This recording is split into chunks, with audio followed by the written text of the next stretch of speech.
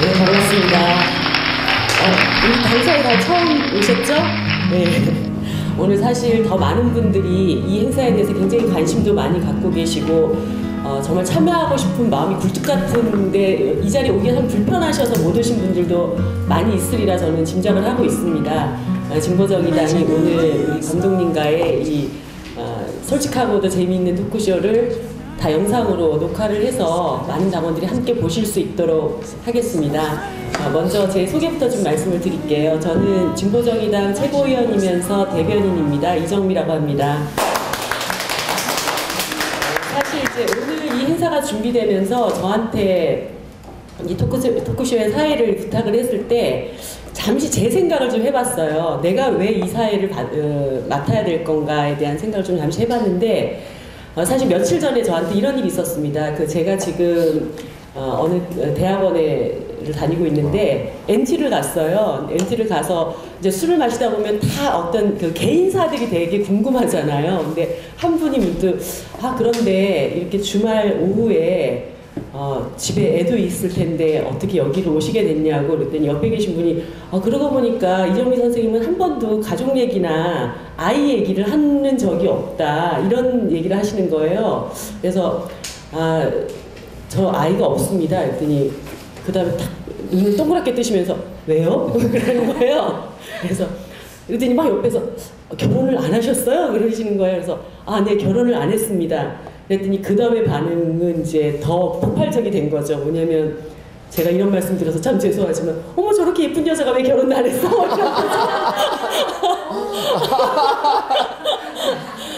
그러면서 막 여러 가지 상상의 나래를 막 머릿속에 굴리고 있는 모습을 보면서 도저히 안 되겠다 싶어서 제가 사실은 한번 갔다 왔습니다. 그렇게 말씀을 드렸어요. 그랬더니 반응이 두 가지로 딱 나눠져요. 주로 그 자리에 계신 남성분들의 반응은 쯔쯔쯔 이런 반응이고 또 결혼을 하신 많은 여성들의 반응은 어머 정말 잘하셨어 너무 부럽다 막 이런 반응을 이제 겪으면서 사실 이게 이제 며칠 전에 있었던 일만은 아닙니다. 제가 이전부터 쭉 경험해왔던 왜 아직 혼자냐, 왜 아이는 없냐, 그리고 이혼을 했다 그러면은 이혼을 하는데 무슨 이유가 있어요? 사랑이 끝났으니 이혼을 하는 거지. 근데 왜 이혼을 했냐부터 시작해서 너무나 많은 그런 질문들에 이제 시달려왔던 그런 삶들이 있었습니다. 근데 저는 이런 생각을 해요. 그러니까 인생에 어떤 뚜렷한 정답이 있고 이렇게 살아야만이 성공한 삶이다라고 얘기할 수 있는 기준이 과연 있을까?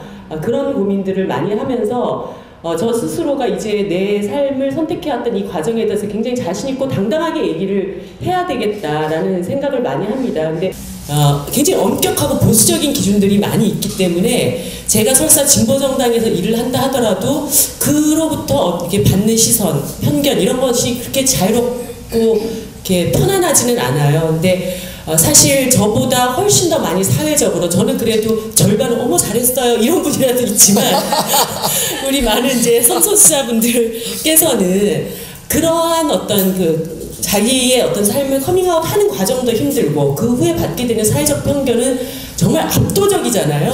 그 불편함이. 그래서 이런 그 문제들에 제가 함께하고 연대하는 것이 내 삶도 행복해지고 함께 사는 사람들도 행복해질 수 있는 길이다라는 생각을 항상 해오게 됐습니다. 그래서 오늘 두결한장이라고 하는 흥행을 하셨나요? 생각만큼 흥행이 되지 않았어요. 성소수자의 삶만큼 네. 그 성소수자 영화의 삶도 좀 지난하기 때문에 네, 두결한장이라는 두 번의 결혼식, 한 번의 장례식이라는 영화였죠. 그 영화를 만드시고 거기에 카메오 출연까지 하셨습니다. 아시죠? 광수. 네, 테리의 개죠? 티나요. 티나 죄송합니다. 티나의 강아지. 본지가 오래돼서 티나의 흰둥이 광수로 잠깐 카메오 출연을 하셨던 김조광수 감독님을 모시고 커밍아웃한 감독으로서의 삶 그리고 우리 사회의 수많은 다름과 차이에 대해서 정말 마음을 열고 서로를 인정하고 받아들일 수 있는 그런 대화의 시간을 가져보도록 하겠습니다. 김조광수 감독님을 힘찬 박수로 모시겠습니다. 네, 반갑습니다. 이정미 대변인께서 소개해 주신 김종광수라고 하고요. 저는 영화를 좋아해서 어렸을 때부터 영화를 꿈꿨었고요. 그래서 결국 좋아하는 영화를 하게 된 어떻게 보면은 행복한 케이스죠. 일에서도 그렇게 행복한 케이스고요. 그리고 15살 무렵에 이제 제가 게이라는 것을 깨닫고 그걸 받아들이기까지 정말 오랜 시간이 걸리긴 했지만 이제 그걸 받아들이고 그것 때문에 행복하다고 생각하는, 그래서 커밍아웃해서 열심히 살고 있는 게이이기도 합니다. 네, 여러분 만나서 반갑습니다. 김종광수라고 합니다. 저희들이 이제 이 자리를 마련하면서 많은 당원분들 그리고 관심 있는 분들의 질문들을 좀 취합을 해서 감독님께 꼭 여쭤보고 싶은 얘기들 몇 가지를 좀 준비를 해봤어요. 그래서 주로는 오늘은 제가 질문하고 네. 감독님 많이 얘기를 해주시는 그런 시간이 되었으면 좋겠습니다. 먼저 이제 뭐 영화 감독이시기 때문에 영화 얘기부터 먼저 해야 될 것 같은데요. 사실 이제 커밍아웃한 영화 감독으로 장편 영화 한 편을 만드셨고 이번에 또 좀이 있으면 개봉작이 하나 나오는 걸로 제가 지금 알고 있습니다. 최근에 촬영을 끝냈어요. 네네. 그런 커밍아웃한 감독으로 좀 영화를 만들면서 굉장히 좀 중요하게 생각하는 지점 혹은 이제 영화 제작 과정에서 굉장히 어려움을 겪었던 일들 이런 얘기부터 먼저 해보면 어떨까 싶어요. 네. 커밍아웃 하기 전에는 주로 영화를 제작하는 일을 했어요. 다른 감독들이 영화를 만드는 걸 제가 이제 현실화시켜주는 그런 일을 주로 하다가 커밍아웃 하면서 내가 게이로서 게이 정체성과 영화인 정체성 두 가지를 혼합해서 잘 살 수 있는 방법이 뭐가 있을까 생각했을 때 큐 영화를 많이 만들어야 되겠다. 뭐 그런 생각이 들었거든요. 그러면서 이제 큐 영화를 만들 수 있는 감독들을 많이 찾았는데 사실 이제 큐 영화를 이렇게 드러내면서 만들 수 있는 감독들이 많지가 않았고요. 그래서 그럼 내가 한번 감독도 해볼까 그렇게 생각했고 그 이후에 이제 감독과 제작자를 이렇게 병행하면서 하고 있는데 커밍아웃 이후에 영화를 연출하다 보니 행복한 일이 훨씬 많아진 것 같아요. 그러니까 흥행이 아주 잘 되는 건 아닌데 서도 말씀드린 것처럼 게이로 사는 것처럼 퀘어 영화 자체가 많은 대중들에게 관객들에게 사랑받고 있는 건 아닌데요. 근데 볼수 팬들이 있어요. 퀴어 영화를 만들지 않았으면 만나기 어려운 팬들을 또 이렇게 만나게 돼요. 그래서 저에 대해서 지지해주고 저의 영화를 좋아해주는 그런 소수지만 아주 강력한 팬들이 있거든요. 그런 분들 덕분에 제가 꾸준하게 영화를 만들고 있는 것 같아요. 그래서 그 전에 이성의 영화를 주로 할 때보다 어떻게 보면 어려운 일도 많지만 행복할 때도 굉장히 많고요. 어려운 일화를 얘기하자면 제가 큐어 영화를 만들면서 제일 어려운 부분은 캐스팅이에요.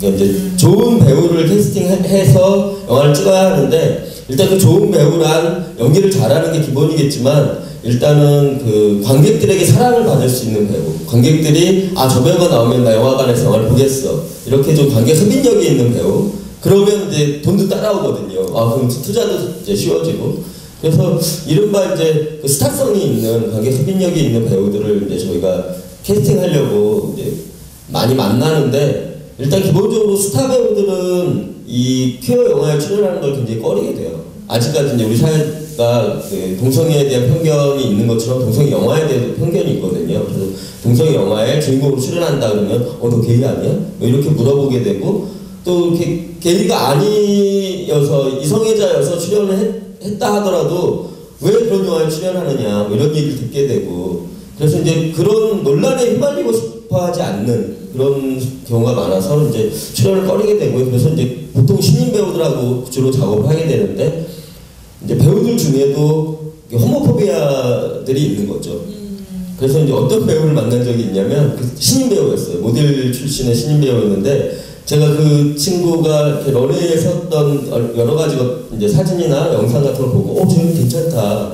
그리고 큐어만 하겠다. 그래서 이제 신화를 보냈어요. 신화를 보내고 이제 만나자고 연락이 와서 그러면 호감이 있는 거라고 생각하고 이제 매니저는 배우가 감독님을 만나보고 싶어 한다. 그래서 그래 만나자고 해서 만났는데 저한테 뭐라고 했냐면 자기는 기독교 신자이기 때문에 이 영화에 출연할 수 없다는 거예요. 그래서 기독교 신자하고 무슨 상관이 있느냐.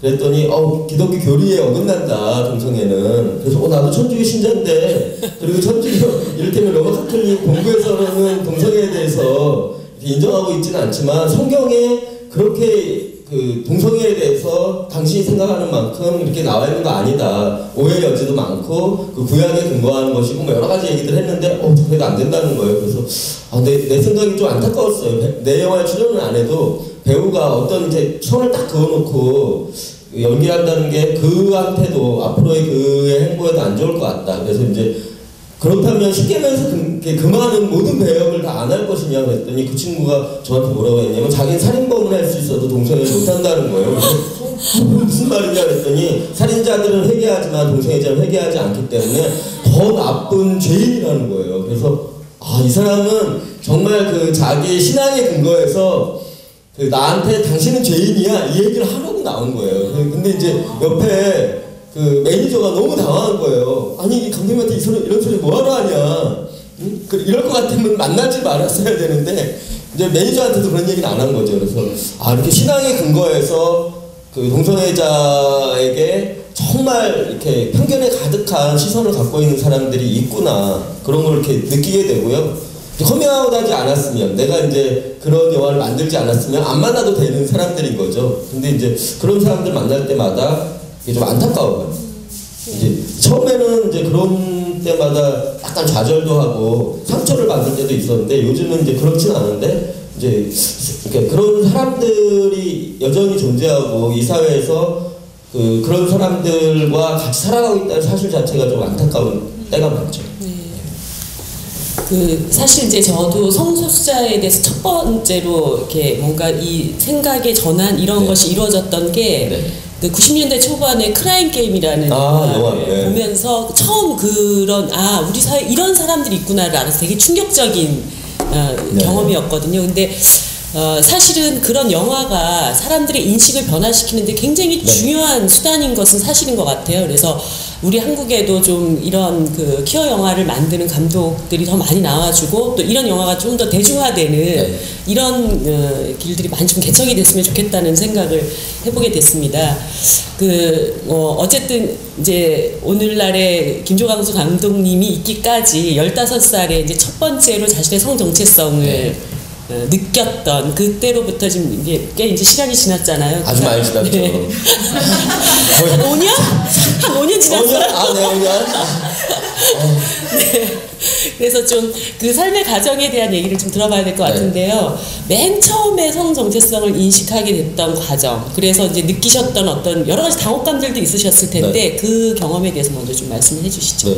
제가 이제 15살에 저는 사춘기를 겪었어요. 이제 그때 2차 성징이 생기면서 요즘 아이들하고 비교하면 굉장히 늦은 거죠. 근데 그때는 제가 이제 15살에 중학교 3학년이었는데 중3 때쯤 보통 게 다 저랑 비슷하게 느꼈어요. 근데 이제 그때 그런 이제 사춘기 또 이제 신체 변화 이런 게 생길 때 이상하게 저는 같은 반 아이를 좋아하게 되었어요. 근데 그 아이가 눈이 정말 예뻤어요. 그러니까 눈에 흰자위와 검은 자 이렇게 있잖아요. 근데 검은 건 정말 검고 흰 건 너무 흰 거예요. 그래서 저렇게 예쁜 눈을 가진 애가 있구나. 그 아이를 좋아하게 되었는데 그냥 처음에는 그냥 그 아이를 좋아한다고 생각했지 그것 때문에 괴롭거나 뭐 고민이 있거나 그러진 않았는데요. 근데 이제 남자들의 경우에는 이제 그 사춘기에 누굴 좋아하게 되면 그 이제 신체 변화가 오게 되면 여자들보다는 빠르게 자위라는 걸 하게 돼요.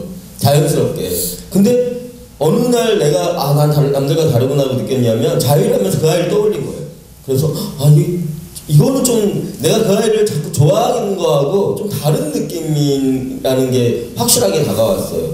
그래서 이제 아이들을 관찰하기 시작했죠. 근데 내 옆에 다른 친구들은 저는 이제 남중남고를 나왔는데 여자가 없는 이제 학교여서 다른 아이들 다 남자애들인데 대부분의 아이들은 여성의 신체에 관심이 있더라고요. 그래서 제가 이제 그때 학교 다닐 때만 해도 빨간 책이라고 불리우는 플레이보이, 뭐 허슬러 이런 약간 이렇게 헐벗은 여성들이 많이 나오는 잡지들이 있었는데 그 잡지들을 막 이렇게 보는 거예요. 근데 저는 그걸 봐도 별로 감흥이 없는 거예요. 약간 헐벗은 여성들은 저는 별로 관심이 없고 그러다가 어쩌다 헐벗은 남성이 나오면 관심이 막 생기고 또는 그 헐벗은 여성을 보고 그 좋아하거나 신체에 변화가 생기는 내 친구들한테 관심이 있고, 그래서 아, 나는 정말 남들과 다르구나 그런 생각을 하게 되었고요. 그러면서 이제 고민이 생겼죠. 왜 나는 다른 사람과 달리 이성에게 관심이 없을까? 나는 왜 동성에게 관심이 있고 동성을 좋아하는 걸까? 그래서 선생님한테 물어봤어요. 그때는 이제 뭐 제가 동성을 좋아한다 이렇게 얘기할 수는 없으니까, 또 동성을 좋아한다 뭐 이런 표현도 없었고 호모라는 표현이 있었어요. 그러니까 동성애자를 조금 이렇게 뭐랄까요, 그 편견을 갖고 동성애자를 이렇게 지칭하는, 그래서 이를테면 호모섹슈얼이라고 해서 학명으로 부르는 게 아니라 호모 이런 식으로 해서 약간 이제 편견을 갖고 부르는 그런 단어밖에 없었는데, 선생님한테 선생님 호모가 뭐예요? 이렇게 물어봤는데 선생님이 너무 깜짝 놀라시면서 그 더러운 이야기 하지 말라고, 입에도 담지 말아야 된다, 그리고 병이라고 하셨어요. 누구한테 옮을 수 있고 누구한테 옮길 수 있다. 근데 제가 제일 끔찍하게 생각했던 게 뭐였냐면, 옮는 거는 그래 나 누가 돈 받다 쳐, 근데 내가 좋아하는 사람한테 옮길 수도 있다는 게 너무 끔찍했어요. 내가 이제 혜성이를 좋아하게 되면, 더 좋아해서 일테면 혜성이가 나를 좋아하게 되면 이 병이 혜성이한테 옮길 수 있는 거잖아요. 그 이쁜 애한테. 그러니까 그 애를 좋아할 수가 없는 거예요. 마음속으로만 좋아해야지 뭔가 더 표현을 할 수가 없는 거예요. 이성애자들은 그런 고민까지는 안 해도 되잖아요. 예를 들면 내가 이성을 좋아하는 게 무슨 병이고 이 병이 내가 좋아하는 이성에게 옮아갈 수 있다, 이런 생각 안 해도 되는데, 그런 생각을 한다는 것 자체가 너무 괴로웠고요. 그래서 이제 그 선생님한테 상의를 계속 했는데, 선생님은 이제 자기는 거기까지 모른다, 병이다 그랬고, 그래서 이제 사랑의 전화라는 상담 전화가 있었는데 거기 이제 어렵게 전화를 해서 물어봤더니 고칠 수 있다는 거예요. 눈이 번쩍 뜨였죠. 고칠 수가 있다고요? 고칠 수 있다니까. 고치고 싶잖아요. 그래서 어떻게 하면 고칠 수 있냐 그랬더니 교회를 다니면 된다는 거예요. 그래서 제가 저 성당 다니고 있다고, 저 베드로라고 그랬더니 성당은 필요 없고 교회를 다니라고, 콕 집어서 개신교회를 다녀야 된다. 그래서 그 말을 그래도 믿었어요. 왜냐하면은 그래도 치료할 수 있다니까, 뭔가 치유가 되는 병이라고 생각해서. 그래서 그 교회를 정말 열심히 다녔어요. 그 어떨 때는 그 목사님이 뭐 철야기도 해야 된다고 철야기도도 가고, 뭐 새벽기도도 갈 때도 있었고 그랬는데, 한 2년을 진짜 열심히 내달렸거든요. 하나님한테 내 병을 고치게 해달라고. 근데 하나님도 약속하시지 교회 오빠를 사랑하게 만든 거예요. 병을 고쳐주기는커녕. 그래가지고 이건 나는 왜 병을 고칠 수가 없을까? 하나님이 왜 나를 이렇게 만들었을까? 그렇게 저를 계속 괴롭혔어요. 그러니까 제가 동성애자라는 거는 인지는 했지만 인정하거나 긍정하지 못했어요. 그래서 저는 그때 중학교, 고등학교 특히 그때는 저를 계속 괴롭혔어요. 너는 죄인이야. 너는 병 걸린 병자야. 그리고 너는 제대로 살 수 없을 거야. 그래서 이렇게 밤에 저를 이렇게 한 3, 40분? 짧으면 길면은 1시간, 2시간을 저를 괴롭혀야만 잠을 잘 수가 있었어요. 그러니까 내가 충분히 괴롭다고 하는 걸 느껴야만, 그래 너 이만큼 괴로웠으면 이제 자도 돼, 이런 느낌이 올 때까지 저를 괴롭히는 거예요. 너는 오늘 이걸 잘못했고, 너는 오늘도 그 아이를 생각했고, 너는 뭐를 잘못했고, 막 이런 식으로 저를 벼랑을 계속 몰아야만 잠을 잘 수가 있는 그런 시기를 정말 오랫동안 그렇게 겪었던 것 같아요. 그래서 저는 그때 내가 왜 나를 그렇게 긍정하지 못했을까, 이렇게 돌이켜보면 그런 게 있었던 것 같아요. 이렇게 게이가 나 말고 다른 사람들도 이렇게 있었다는 걸 어렸을 땐 몰랐고요. 그리고 있지만 긍정적인 그 롤모델 같은 게 없었어요. 썸데이 서울이라는 그 잡지가 있었거든요. 지금은 없어졌는데, 이제 황색 잡지, 막 까실거리들이 주로 많은. 저도 그 세대입니다. 맞아요. 네, 그러시군요. 근데 그 잡지에 보면 가끔씩 이 동성애자들의 삶을 이렇게 르포식으로 막 까발리는 기사들이 있었는데, 대부분 그런 거예요. 그 호모들은 화장실이나 이런 데서 상대를 찾고 그 상대와 하룻밤 섹스를 나누고 이렇게 되게 문란한 삶을 산다. 그리고 대부분 술집에서 일하고 뭐 이런 식이에요. 술집에서 일한다는 것 자체가, 요즘은 그 술집에서 일한다는 것도 이렇게 이를테면 술집에서 일하는 게 나쁜 건 아니잖아요. 그래서 그가 선택한 직업일 수 있는데, 그 당시에 제가 봤을 때는 술집에서밖에 일을 할 수밖에 없는 사람들, 그리고 아무나 만나서 아무하고나 섹스하는 사람들 이렇게만 인식이 되는 거예요. 그래서 나는 영화를 좋아하고 영화를 만들고 싶은데 이 동성애자로 살면 결국은 화장실에서 아무나 만나서 섹스하고 그리고 술집에서 일하겠구나. 그러니까 꿈도 없어지고 너무 괴로운 거죠. 그래서 저를 긍정하지 못하고 괴롭혔던 것 같아요. 제 주변에 이제 성소수자 친구들이 많이 있는데 네. 그분들이 제일 기분 나쁜 게 예를 들어서 내가 이제 남성인데 나 게이야 그러면 네. 상대측 남성이 이렇게 좋아요. 한다는 거예요. 그래서 그 사람이 하는 얘기가 나도 취향이 있다고. 그러니까 우리도 눈이 있는데 꼭 아닌 애들이 또 더 그래요. 내가 맞아 안 팔린 애들이 별로 팔릴 것 같지도 않은 애들이 날 좋아가 안 돼. 뭐야 나도 눈이 있거든. 네. 아무튼 뭐 아까 그 캐스팅 과정에서 그 네. 배우분하고 만나셨던 이제 말씀도 하셨는데 사실 이제 뭐 이런 자리에서는 그나마 점잖게 자신의 어떤 그 부정적인 심사를 드러내시지만 사실 뭐 인터넷 게시판이라든가 이런 댓글들에 이런 데 보면은 그 이제 소위 혐오증, 공포증의 어떤 수준이 정말 이렇게 상상을 막 뛰어넘는 그런 말들이 막 나오잖아요. 어떻게 네. 인간이 인간에게 저런 얘기를 할 수가 있나. 근데 이제 뭐 제가 말씀을 듣기로는 대학을 다니실 때 네. 학생 운동을 하셨다고 제가 얘기를 들었어요. 네. 그리고 또 군대도 다녀오셨잖아요. 그러니까 그런 이제 김조광수 감독님이 겪으셨던 사회생활 안에서 지금 일상적으로 자행되는 그런 이제 호모포비아에 대한 어떤 경험 그리고 이런 네. 것이 정말 인간에게 어떤 상처를 남기는 건지에 대한 좀 얘기들을 네. 많이 해주시면 좋을 것 같아요. 저는 83학번이에요. 그러니까 83년도에 이제 대학을 갔는데 그때만 해도 그때는 전두환이 이제 대통령이던 시절이죠. 그러니까 이제 광주에서 시민을 학살한 자가 대통령에 앉아 있다라는 사실만으로 그 학교에서 이를테면 진보적인 생각을 정치적으로 진보적인 생각을 안 할래 안 할 수가 없는 그런 환경이었어요. 저는 자연스럽게 그래서 이제 대학을 가자마자 학생운동에 이제 어떻게 보면 자연스럽게 빠져들었거든요. 근데 이제 저는 이제 영화를 좋아하는 사람이어서 학교 가서 이제 영화 공부 열심히 해서 영화인이 되겠다 해서 영웅역과를 간 거였는데 이제 가자마자 3월 달에 이제 학생운동을 하게 되면서 그 영화하고 조금 멀어졌어요.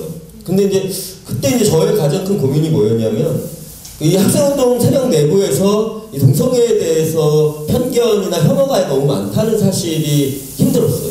그러니까 나는 이 사회의 구조적인 모순을 해결하고 싶은데 그러려면은 뭔가 같이 어떤 사람들과 힘을 합쳐서 싸워야 하는데 내가 동지라고 생각하는 사람들은 그 정치적인 면에서는 동지지만 이를테면 성적인 면에서는 나를 혐오하는구나 그걸 알게 된 거예요.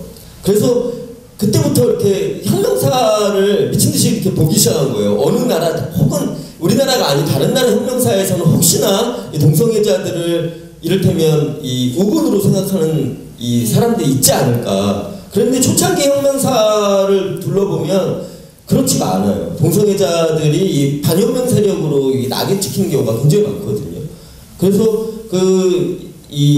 소위 말하는 이 동지들 사이에서 내가 혐오의 대상이 되는 게 두렵기 때문에 이를테면 동지들에게 내 상태를 커밍아웃할 수 없는 그런 상황이 한 가지가 있었고요. 그리고 그것 때문에 괴로웠고 또 한 가지 괴로웠던 것은 지금도 이 조중동이 정말 많은 이 소설들을 쓰면서 기사화하잖아요.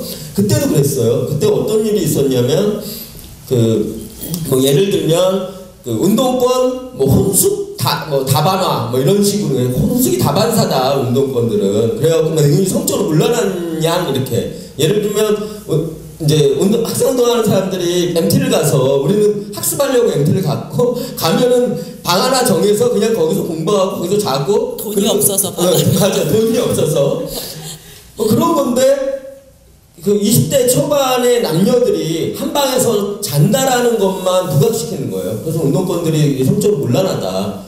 그리고 뭐 성을 상납한다는 운동, 막 이런 식의 말도 안 되는 소설을 기사화해서 막 까발릴 때였어요. 그래서 운동권의 어떤 이제 부정적인 기사들을 계속 양산해내는, 그래서 그 국민들이 이 학생운동권을 뭔가 이렇게 배척하게 만드는 그런 일들을 하고 있었는데, 만약에 내가 동성애자라는 게 조중동에 알려지면 그 그것이 굉장히 문제가 될 수도 있겠다는 생각이 든 거예요. 운동권 호모속을 예를 들면 저는 이를테면 저의 동지들과 같이 합숙을 하는 경우가 많잖아요. 같이 자고. 근데 운동권들이 대부분 호모들이다. 뭐 이런 식으로 기사가 나면 그거 엄청난 파장이 있을 것 같더라고요. 그 또 한 가지 또 뭐가 있었냐면 그 성범 사건도 있었잖아요. 권인숙 씨 성범 사건. 성범 사건을 접하면서 혹시 나도 내가 그 동성애자라는 게 알려진 문기동 같은 새끼가 나를 성범을 하면 어떡하나 너무 끔찍한 거예요. 여러 가지 것들 때문에 그 커밍아웃을 못하게 됐는데 그래도 가장 1번은 동지들에 대한 배척이 혐오나 배척이 가장 두려웠던 거죠. 그래서 이렇게 사람들에게 알리지 못했고요. 제가 저를 긍정하기까지 굉장히 오랜 시간이 걸려서 한 15년 가까이 걸렸어요. 제가 학생운동을 그만두고 사회에 나와서야 저를 이렇게 긍정하기 시작했는데 그거는 좀 정파의 문제도 있었어요. 저 같은 경우에는 한양대 영문학과를 졸업했거든요. 한양대가 거의 이렇게 골수 NL 출신들이 많잖아요. 이 정도 되면 이러면서요. 네, 저 학교 다닐 때는 정말 그 골수 중에 골수였어요. NL 골수 중에 골수.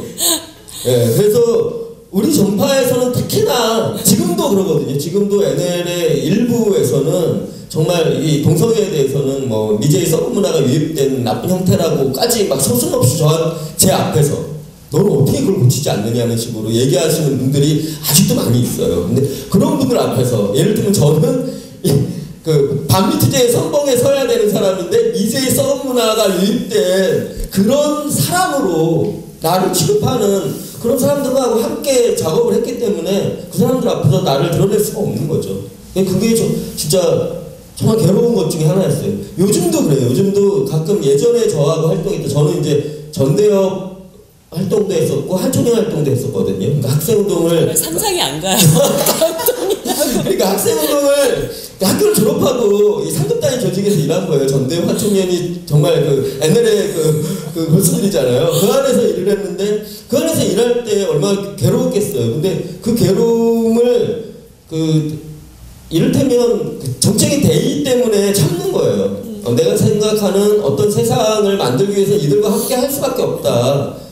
내가 나를 고칠 생각은 없지만 일단은 이들과 함께해서 어떤 세상을 만들고 난 다음에 그 문제 그 다음에 해결해야 한다. 뭐 주요 모순, 뭐 기본 모순 중에 일단 주요 모순을 해결한다. 뭐 이런 거죠.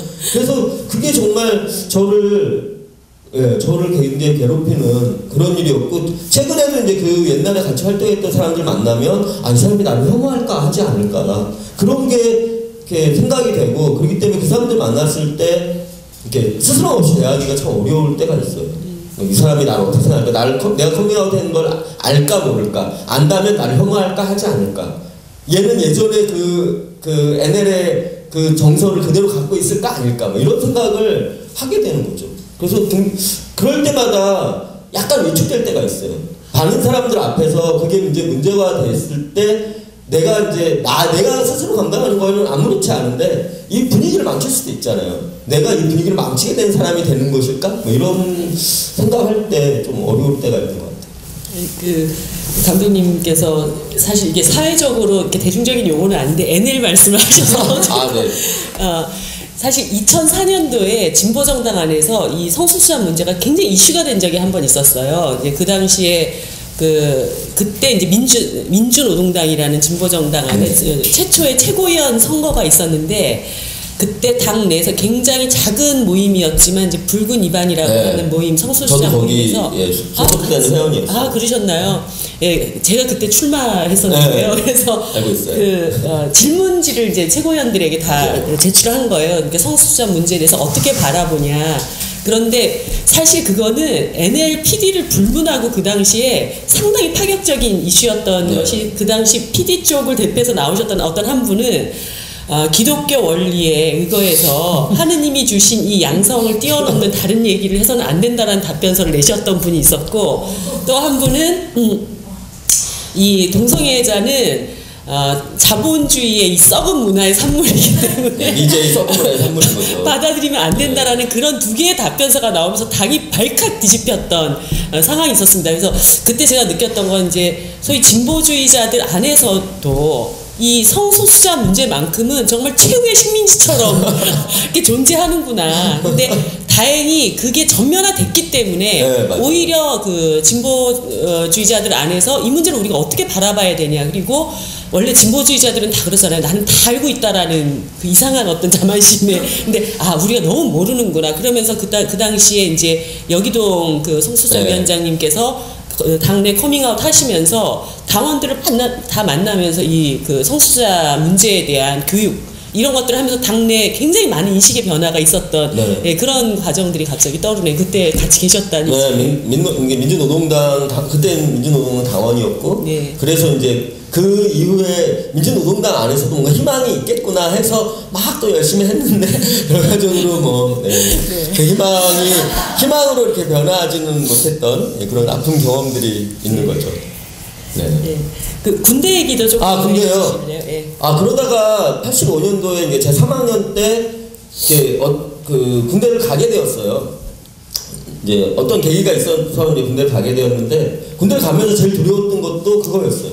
군대라는 사회가 이 마초들의 사회잖아요. 군대 문화가 이 마초 문화일 수밖에 없고 남자들밖에 없는데 거기서 만약에 내가 동성애자라는 게 드러났을 때 이 사람들에게 불이익을 받을 게 뻔한데 그게 드러내지면 어떡하나. 그게 두려운 거예요. 나도 모르게 드러날 수도 있다. 그게 두려웠는데 그래도 다행히 저는 이제 제가 속했던 부대에서는 저를 예뻐해주는 사람이 많았지. 제가 동성애자라는 거는 그 사람들이 몰랐기 때문이었겠죠. 근데 이제 여성스러운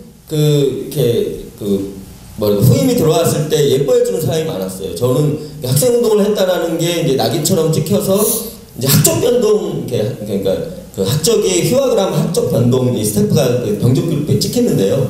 운동권 출신은 빨간색으로 딱 찍혀요. 그리고 파란색, 이제 보통은 파란색이고. 그래서 이 병적 기록부만 보면 얘가 운동권 출신인지 아닌지가 이 부대까지, 자대까지 가는 거예요. 그래서 우리 중대장도 알 수가 있는 거죠. 얘는 운동을 하다가 끌려왔구나. 이걸 알게 되는 거예요. 근데 그 부대 내에 그렇게 이제 학생운동하다가 끌려온 사람들이 몇 명 있었어요.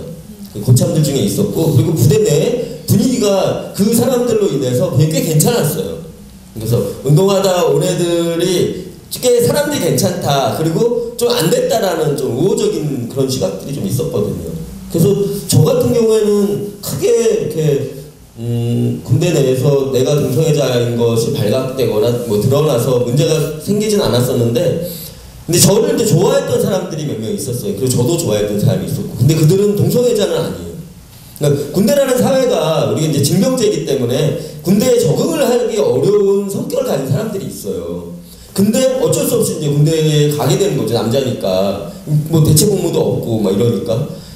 그래서 그런 사람들의 경우에 이제 굉장히 외로운 거예요. 외로운데 내가 이제 이렇게 등장해서 뭔가 그 외로움을 이렇게 좀 안아주거나 이랬을 때 저한테 확 쏠리는 거죠. 그러니까 동성애자는 아니지만 사람을 좋아하게 되면서 그 안에서 또 이제 20대 초반의 남자가 가지는 이 성적인 욕구가 이렇게 다른 형태로 분출이 되면서 이제 저하고 이제 만약에 그런 부분들이 이제 성접촉까지 가게 되면 더 많이 이제 저에게 의지하거나 이런 경우가 있는데 그 사람은 동성애자가 아니잖아요. 그러다 보니까 이렇게 자기가 나하고 동성애적인 이 성적인 행위를 했지만 동성애를 혐오하는 거예요. 나는 동성애자가 아니다. 난 호모는 아니다. 그렇지만 너하고는 뭔가를 하고 싶다. 이런 상반, 양극단에 그러니까 자기 스스로 이 동성애적인 경험을 받아들이기가 어려운 거죠. 이 사회적인 편견 때문에 이제 그도 그렇게 변하는 건데, 그게 저한테 굉장히 상처를 준 거예요. 나는 이 사람이 날 사랑한다. 내가 좋아하는 만큼 날 좋아한다고 생각했고, 그래서 자연스럽게 성적인 어떤 접촉을 했는데, 이 사람이 극도로 그거에 대해서 자기가 해놓고도 그 다음날 되면은 그것 때문에 저를 이렇게 밀어내고 혐오하는 거예요. 너 때문에 내가 그걸 했다. 이렇게 되는 거죠. 그래서 그럴 때마다 나는 역시 사회적으로 뭔가 이렇게 화합하기 어려운 존재구나. 나는 대척당할 수밖에 없는 존재구나. 그래서 자기 자신을 이렇게 혐오하고 숨겨야만 되는. 내가 어떤 사람이 날 받아들일 수 있는 것 같아서 조금 표현을 하면 그 사람이 바로 그렇게 혐오를 드러내게 되니까 어렵더라고요. 그래서 군형법 이제 92조 지금은 이제 개정돼서 6항에 아주 말도 안 되는 법조항이 있어요. 지금 이제 개정이 됐는데 이제 이른바 개정이지만 계약이 된 거죠. 그래서 보면은 어떤 조항이 있냐면 학문 선교를 하는 군인의 경우에는 처벌을 할 수가 있게 돼 있어요. 그것도 징역 2년 이하의 징역에 처하게 돼 있거든요. 원래 이제 그 예전에는 개정되기 전에는 그 개간이라는 표현이 있어요. 그거는 닭들이 하는 짓이라는 거예요. 그러니까 이 동성애자들의 이 학문 선교는 닭들이나 하는 거지 인간이 할 게 아니다. 그래서 개간 또는 추행을 한 자는 1년 이하의 징역에 처한다고 돼 있거든요. 근데 그 조항을 군대 이제 국방부에서 계속 조치해야 된다라고 하면서 가장 크게 말하는 게 뭐냐면 동성애자들이 추행을 할 가능성이 높아진다. 이 조항이 없으면. 근데 사실 추행이라는 것은 동성애 이성애를 떠나서 추행은 그 군역법에 추행에 대한 이 조항은 있거든요. 그 추행 관련된 조항으로 처벌할 수가 있어요. 근데 사람들이 오해하는 것은 이 군대 내에서 동성 간의 이 추행, 성추행의 경우에 동성애자들이 많이 한다고 생각하는데 제가 아는 바로 그리고 통계학적으로 봐도 그렇지가 않아요. 동성애자들은 자기가 드러날까봐 두려워서 하고 싶어야 할 수가 없어요. 뭐 물론 이제 그렇지 않은 사람들도 개중에는 있겠지만 대부분은 이성애자들이 하는 거예요. 이성애자들이 장난으로 하거나 아니면은 그걸 통해서 이 아이한테 모욕을 주려고 하는 그런 경우가 많아요. 동성애자들의 경우에 자기가 드러나면 어떻게 불이익을 받게 된다, 혐오를 받는다 이런 걸 알기 때문에 도리어 되게 조심스럽고 어렵거든요. 근데 어쨌든 그 군대 내에서는 여전히 동성애자들에 대한 혐오가 있기 때문에 군대 내에서 동성 간의 성접촉은 대부분 동성애자들이 일으키는 추행이다라고 생각하게 되는데 사실 그렇진 않아요.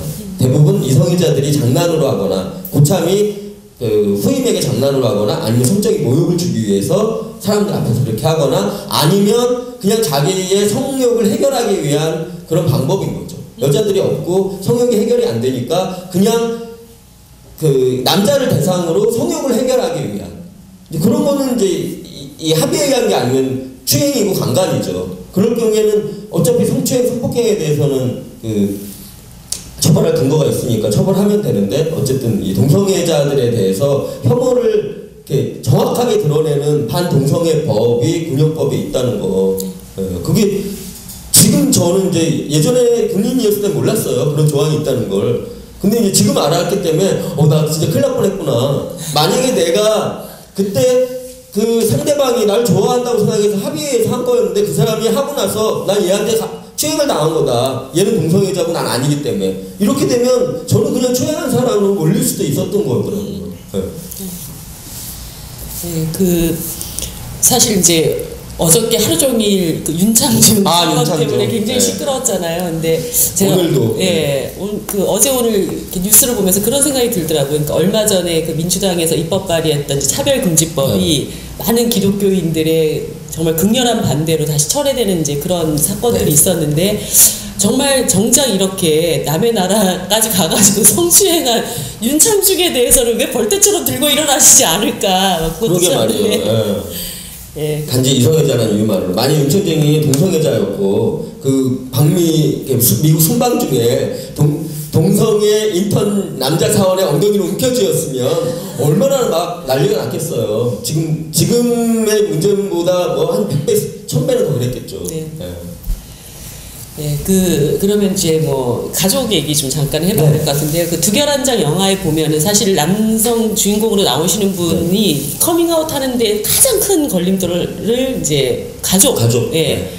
굉장히 뭐 경험적으로 저는 그 영화에 그 감독님의 경험이 굉장히 많이 스며 있을 거라는 생각을 했었는데 커밍아웃 하는 과정에서 그러니까 가족과의 관계 그리고 그 후에 가족과의 관계를 다시 이제 회복해 가시는 과정 뭐 이런 얘기들 좀 솔직하게 들어보고 싶어요. 네, 커밍아웃의 가장 끝이 가족인 것 같아요. 사회적인 커밍아웃이라고 생각하실지 모르지만 사회적인 커밍아웃보다 더 어려운 게 가족에 대한 커밍아웃이에요.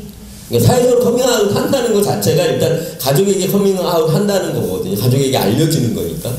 저도 그랬어요. 저는 30살 무렵에 이제 내가 동성애자라는 것들을 이제 긍정하기 시작했고 그래서 이제 커밍아웃을 하기 시작했는데 그로부터 한 8년 정도 지난 다음에 그러니까 거의 그 마흔이 다 돼서야, 그러니까 38살에 저희 가족한테 커밍아웃을 했는데, 커밍아웃 하기 굉장히 어려웠던 부분 중에 하나가 뭐냐면, 내가 편하자고, 나 편하자고 부모님 괴롭히는 게 아닌가, 이런 생각을 하게 되는 거예요.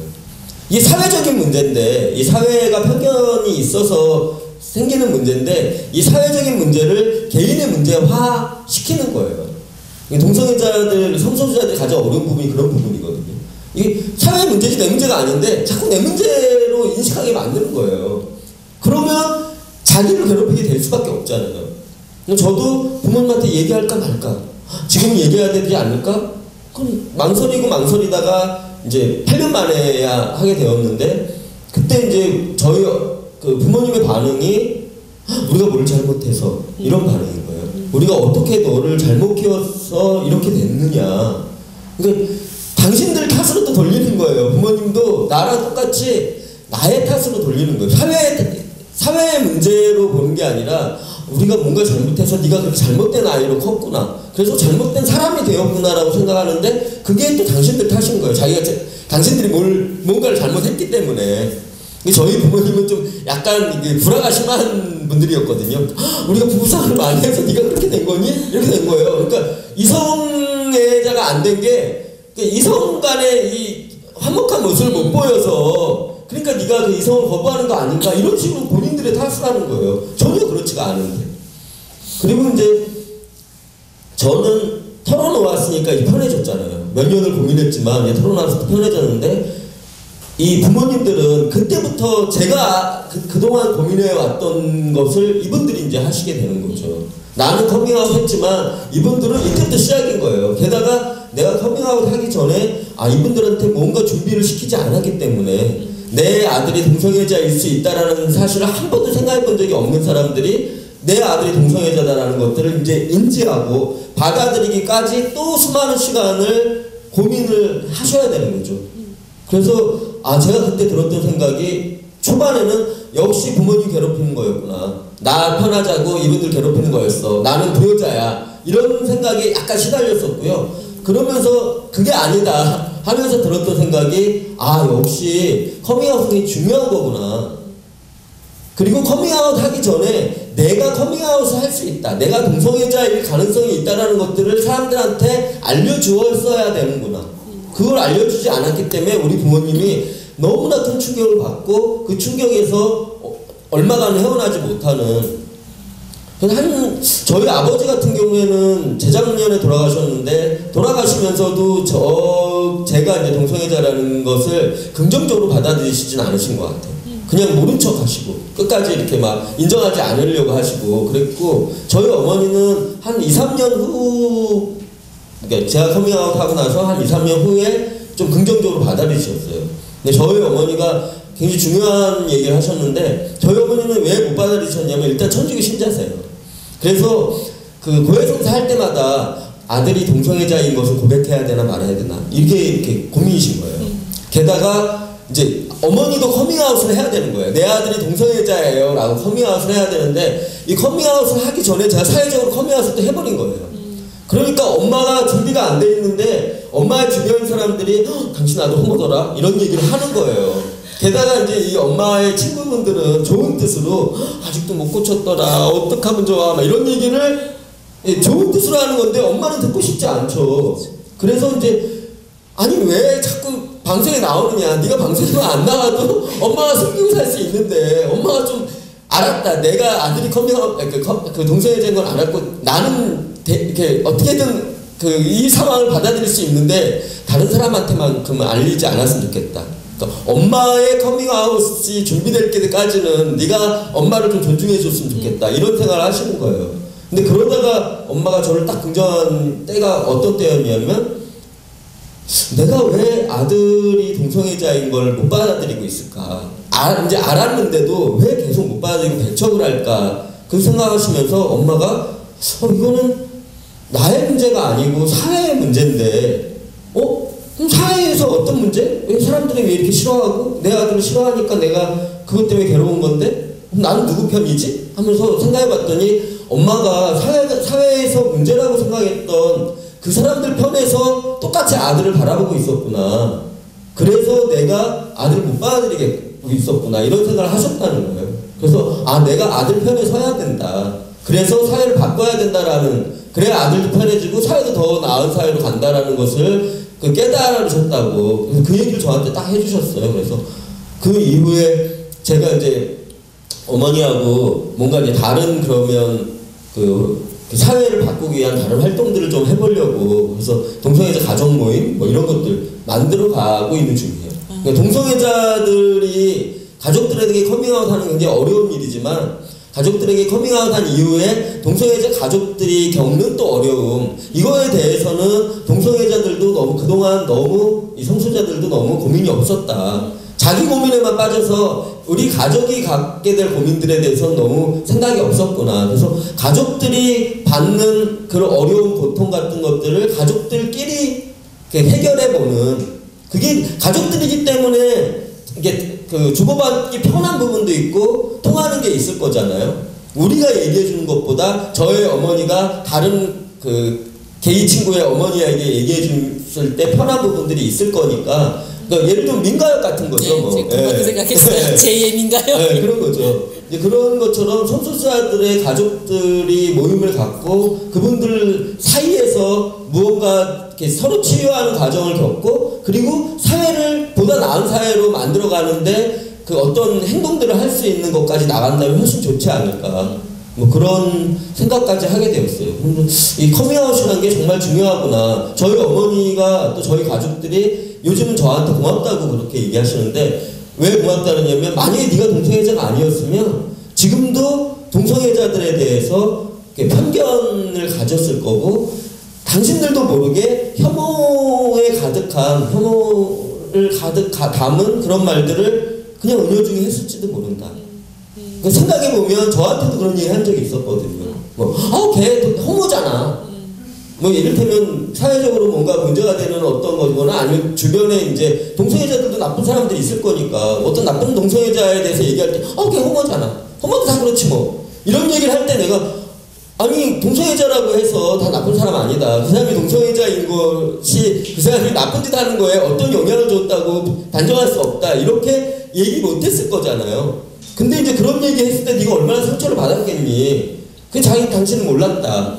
근데 이제 그리고 이제 은연중에 당신들이 했던 뭐 그런 것들도 되돌아볼 수 있고, 그리고 앞으로 사회에서 동성애자들, 다른 소수자들 이런 생각들을 전혀 못했었는데 하게 된다는 거죠. 그래서 커밍아웃 해줘서 정말 고맙다 이런 얘기 하거든요. 그래서 커밍아웃은 정말 꼭 필요한 일이구나. 강요할 수는 없지만 주변에 내 가족이, 내 친구가 동성애자일 때와 그렇지 않을 때 동성애자를 바라보는, 성소수자를 바라보는 시각이 달라질 수밖에 없구나. 그래서 커밍아웃을 그 이후에 저는 더 건장하게 되었어요. 내 가족의 변화, 나의 변화를 보면서 많은 성소수자들이 커밍아웃해서 사회를 이렇게 변화시키는 그런 일을 하는 게 좋구나, 그런 생각을 하게 된 거죠.